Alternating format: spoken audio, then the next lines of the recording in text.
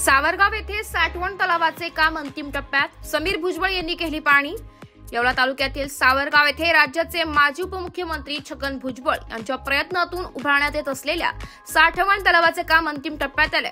या महत्वाकांक्षी प्रकल्पाची पाहणी माजी खासदार समीर भुजबळ यांनी केली आहे। यावेळी येवला विधानसभा अध्यक्ष वसंत पवार, तालुकाध्यक्ष भाऊसाहेब भवर, सरपंच दत्तूपंत डुकरे, दत्तात्रय रायते, स्वीय सहाय्यक बाळासाहेब लोखंडे तसेच विलास गोरे, पांडुरंग राऊत, राहुल डुंबरे, जयंत साळी, सोहेल मोमीन, वसीम शेख यांच्यासह खडक माळेगाव परिसरातील ग्रामस्थ व पदाधिकारी उपस्थित होते। या साठवण तलावामुळे परिसरातील पाणी टंचाई दूर होण्यास मदत होणार असून शेतीला मोठा फायदा होईल। याचा भूजल पातळी वाढून ग्रामीण भागातील नागरिकांना वर्षभर मुबलक पाणी उपलब्ध होईल।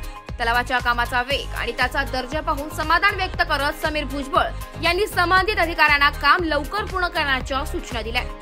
सावरगाव साठवण तलाव प्रकल्पामुळे येवला तालुक्यातील अनेक गावांना जलसाठ्याचा लाभ मिळणार असून भविष्यात असे उपक्रम हाती घेण्याचे संकेतही यावेळी देण्यात आले।